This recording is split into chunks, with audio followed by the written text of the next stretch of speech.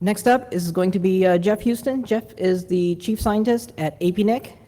He will be talking about some really interesting work he's been doing in tracking the usage of unique URLs. Jeff. Thanks, Manish, and good afternoon, everyone. You took my clicker, didn't you? Oh, is this it? Okay. This was actually meant to be a presentation at the last NANOG, but some snow in Georgia or something got in the way. So it's here today. For any of you who are followers of Banksy, this is a piece of street art outside the British GCHQ, their computer communications spook headquarters. Isn't it brilliant? But this is kind of from the sublime to the ridiculous in terms of topic, because it's one of those sort of strange things you see in the data and you kind of go, that's not meant to happen. We've been doing a lot of work over the last couple of years in trying to understand the internet from the perspective of all of us. In other words, looking at the network from the point of view of the user. And one way to do this, oddly enough, is to use one of the most remarkable pieces of technology we've ever invented, which is the online ad. Because if you think about it, ads are programmable. They embed flash code, and you can do things inside ads, you know, what makes the ad animate. But you can do lots of other things as well, and ads give you the ability to put code in millions of people's machines, just quietly doing very small tests. And most of the time it's just get this URL. And if the URL happens to only work in v6, you can start to look at what's the user's view of v6. Or if, for example, the DNS name of that URL happens to be signed with DNSSEC, you can look at the amount of use of users of DNSSEC validation. You know, you can do all of those kinds of things with a very simple ad and just embedding some code. So we do around 500,000 of these tests every single day. And the beauty of the ad network is Google try bloody hard to make sure every day I get fresh eyeballs.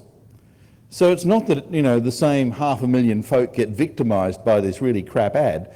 The pain is shared across literally millions, if not hundreds of millions of users. This is fantastic. And what's even better is that if you don't click on it, I don't pay. So the trick is to make an ad that is so bland and shit that no one clicks on it. So, don't click here does not work, by the way. It does not work. And click me doesn't work for much the same reason. You have to make it so bland it's not funny. But we've kind of got there. We get about 500,000 ads a day for $100, which is a bargain. So one of the things that really stuffs things up in this kind of ad work is caching. Right? Caching is evil. Because what I want is for you to talk to my servers. I don't want no crap caching in the way. So I try really, really hard to make sure that everything I do, every single time an ad gets delivered, the URL, the DNS name, is unique. Never appeared before, never going to appear again, right? So when I deliver this ad to you, you're going to come back to me and do some things with me, and nobody else in the room is going to do that, right? Right? So at times, I get to see this. 22nd of January, someone in Henan Mobile Communications in Japan went and got something. This is cool, this is normal, there's a bunch of digits there. But a little bit further on in the logs, exactly 68 seconds later, it's precisely the same get string from somebody else. That's not right. That's not right. So you kind of go, wow, that's fascinating. I wonder how often this happens. So I started looking and sort of thought, well, okay, let's start at the start of this year, 2014, and sort of see how many times this happened. So up until last Friday, 61 million, God, Google is good, 61 million unique end user IP addresses had these ads delivered to them, and 110,000 appeared to have a stalker. Now you kind of go, it's 1 in 500. It's actually a bit higher than that, because there's a fair deal of incidents of gnats.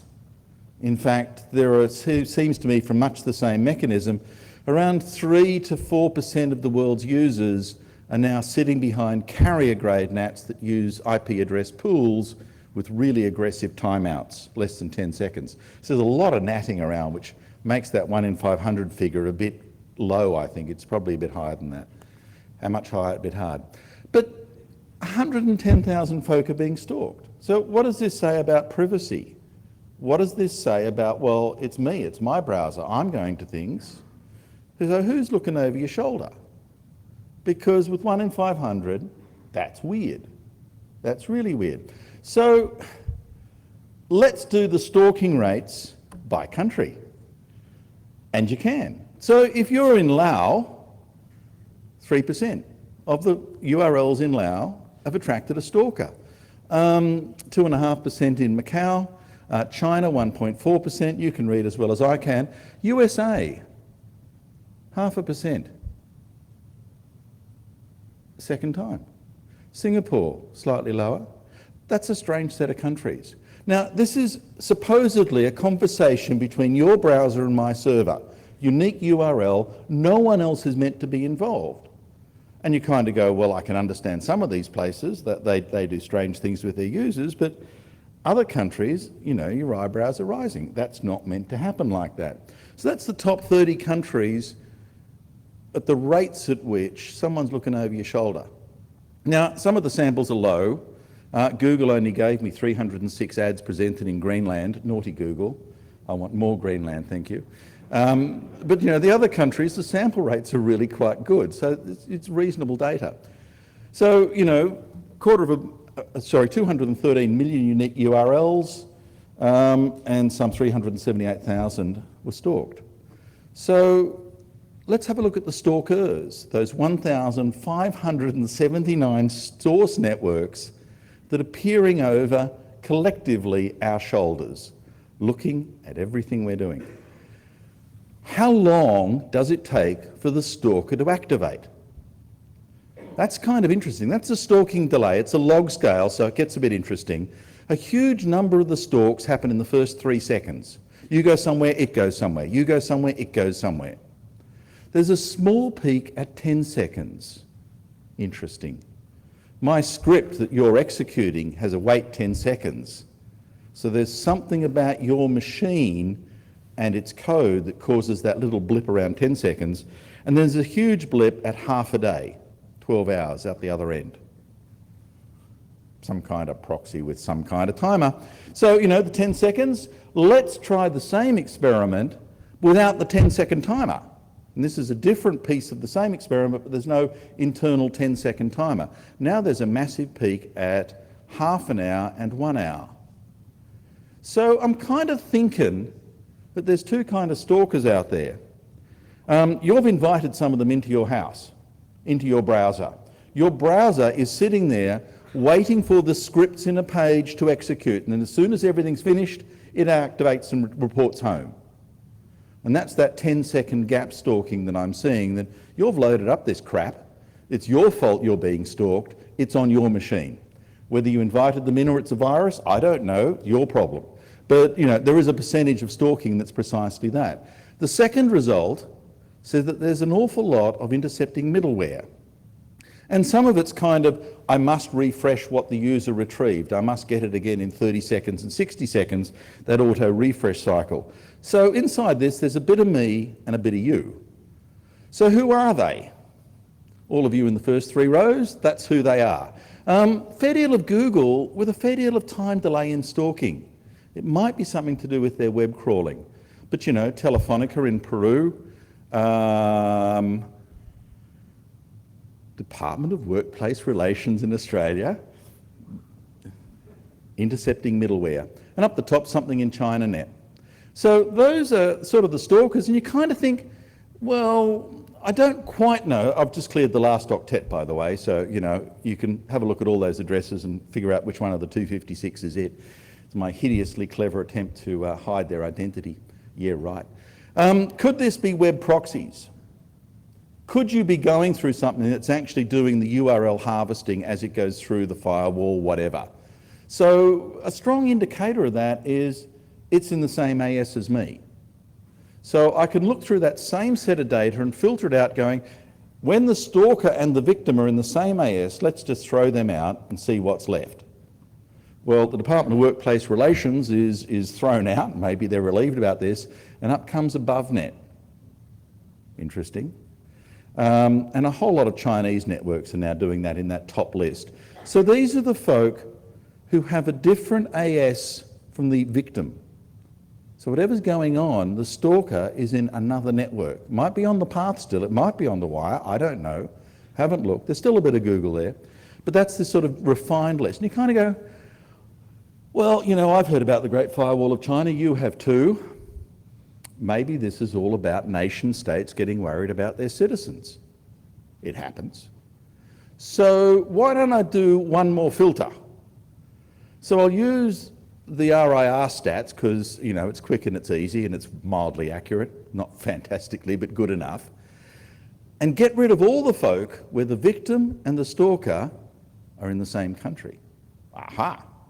So who's stalking across borders? This group of people. ChinaNet, backbone, is still up there as number one. Covenant Eyes in the US is number two, and dear old AboveNet numbers 3 and 4, and so on and so forth. But although you notice that third column, the number of instances, I've got 100,000 coming in from ChinaNet, and the next set of numbers are really, really low. So, you know, the others are doing something, but that ChinaNet backbone, that is so weird. So I thought I'd look it up on Whois, and you can do the same.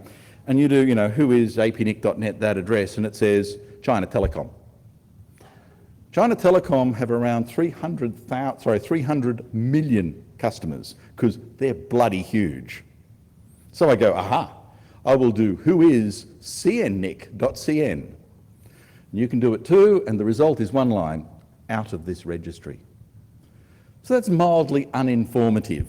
So whatever's going on in Guangzhou province in China, which is as good as I can get with that address, that's pretty weird. Because all of the victims of that stalker live in other countries. So you kind of think, what is this? I'm like, is this the Red Army gone feral? Is this Huawei gear with the backdoor chip working overtime? Is this just, you know, the Chinese branch of someone like Google doing nefarious things, you know, it's commercial espionage? You know, is this just straight up commercial data collection or just a bloody good virus? All of those theories are probably viable, but let's see where we go with this, because I'm really interested in looking at who are the stalker looking at, who are the victims. So this is the countries of the victims. And the amazing thing is, that's almost every country on the planet. In other words, this stalker is sort of picking out victims from everywhere, including Senegal, and, you know, a whole bunch of countries where you just wouldn't even think the internet has even reached until last week. You know, this is really bizarre. Why are they going for a complete list of countries? Yes, Google ads are everywhere and YouTube's pretty cool too, but, you know, are you more likely to be stalked if you're living in country A or country B? By absolute numbers, if you live in those countries, you're more likely to be stalked by this particular stalker than any other. You know, China, Singapore, the UK, Japan. Strange list. That's the top 25, absolutely. And then I thought, well, maybe the ads are biasing a bit. Let's do this relatively. Let's do this on a percentage terms. So in Macau, 3% of the time you're likely to be stalked by this particular stalker. China, the Northern Mariana Islands. What? What is going on there? This is an amazingly selective virus and an amazingly weird one.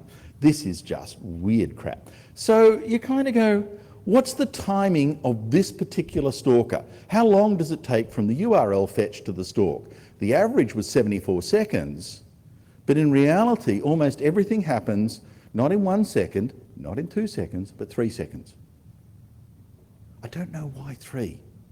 Tick, tick, tick, tick, 3, bang. Really weird. And some of the stalks happen a day later, you know, it just takes forever. But there's this strong peak at 3 seconds. So that didn't really help. What about those user agent strings? Because I'm collecting absolutely everything. I'm doing full packet capture of the lot. So what's the stalker? The stalker is weirdly dull and stupid because they use the same address every time in the same user agent string. It's Maxthon. So if this was an incredibly clever state-based espionage effort, they're bloody stupid. Which, you know, is probably a good sign for government work. You know, I'm not going to discount that, but it does seem a bit weird that if you're doing this fantastic job at culling user URLs and stalking them, you think you could cover your tracks a bit better than that. So, you know, okay, what about the victims? Well, you've got to be running Windows. And the signatures look a lot like Chrome. This is weird. So am I seeing some kind of virus on Windows and Chrome? You'd like to think so, or maybe you wouldn't. That's the wrong city to say that. Of course you wouldn't like to see this. Absolutely not. No. There's something else in that user agent string that does start to give it away a bit more. Back at the end there is a very, very strange signature that's on most of the victims. So this is a user string that says, I'm a bit of Chrome and I'm a bit of Safari, weird, and I've got this other bit that is only used by a pinyin Chinese language input form of browser called Sogu Explorer 2.x. And Wikipedia has this to say about it. You can look it up too. But there's a little strange little quote at the back end there. It uses cloud services to filter out websites and software. So it does appear in this case that this is cloud mania. Most of the stalking that I'm seeing isn't some fantastic piece of Red Army brilliance. It is actually just another instance of pretty crap cloud mania, and that what the users are doing is loading on a Chinese language browser and then heading off and leaking all their secrets. So what someone in Greenland is doing that beats me with a stick. There are some bigger lessons about all this though, which I think are kind of interesting and kind of disturbing. 1 in 500 users having a stalker is a really lousy observation about our own expectations. Irrespective of whether you encrypt on the fly or not, I think all of us expect that the URLs we go to are the URLs we choose to go to, and it's not posted up in public for everyone else to look at, observe and laugh at. It is meant to be a relationship that does have some elements of privacy, and it just isn't happening. That's a big enough number to get worried. Now, a lot of this is kind of self-inflicted. It's just content caching or some other kind of stuff that's sort of on the wire. But you then got to worry that there are these lists of URLs. Who gets to see them? Are they sold? Does this become commercial data about users that is traded using your identity without any of your knowledge? What conditions is that kind of information bartered about? Are we comfortable with that? Or are any of us even aware that the rate is that high at all? Today's internet is not yesterday's. This is really just a tiny glimpse. That's only 69 million, and there are 2.3 billion of us. This constant flow of information. And you kind of wonder who's wandering around the exhaust pipe having a sniff at those digital fumes. Because my suspicion is there are a lot more folk crowded around your exhaust pipe than you ever dared to imagine. What's happening in the larger world of this? I have no idea. But if a tiny experiment of ads can uncover something, the larger world, I think, is much, much weirder than that. So that's where I got to. Thank you very much to Warren Kamari, who helped me finding the pointing agent at the Sogu browser, because at one stage we were both convinced this was a Chrome bug or a virus, and that would be a really bad thing. So yes, thank you, Warren, for redirecting me down a better path. And that's about all I have. Thank you very much.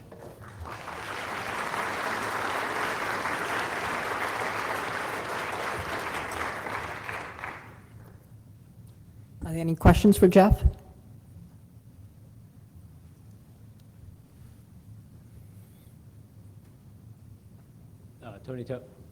Hello? Tony Tauber, Comcast. So what about those services or whatever plugins that say, allow us to make sure you don't, visit malicious sites accidentally or whatnot? I mean, is that what this thing is? But it's a Chinese language version of it? I suspect that that's what's going on. There was a case in Australia 2.5 years ago where they were doing, safe web browsing, and the issue is somebody commercially had to get a list of all the naughty sites. How do you do that? Well, you sniff the exhaust fumes of users and then go and visit it yourself, going looking for flesh tones. The only problem was in Australia that extracting URLs out of a data stream happened to contravene the law. But stuff at their telephone company, it was all okay, wasn't it? That's the way a lot of these content folk get their data. They actually just sniff what folk do. Sometimes it's with your knowledge, sometimes it just happens on the wire and you have no idea it's going on. NetSweeper, I think, is one of the companies doing it. Hi, Hi. Paul Barford, University of Wisconsin. Was Google the only ad network that you used for this study? I use Google Ads to enlist millions of folk. So generally, when Google kind of get desperate to get my $100 out of me, and they do get desperate for $100, they're just down there, they tend to splash this stuff on YouTube. So I tend to see the folk running YouTube that support Flash.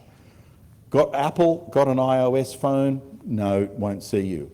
Most other things I will see, but it is biased towards the folk who watch YouTube. But that's the internet, isn't it? Yeah. Okay, thank you.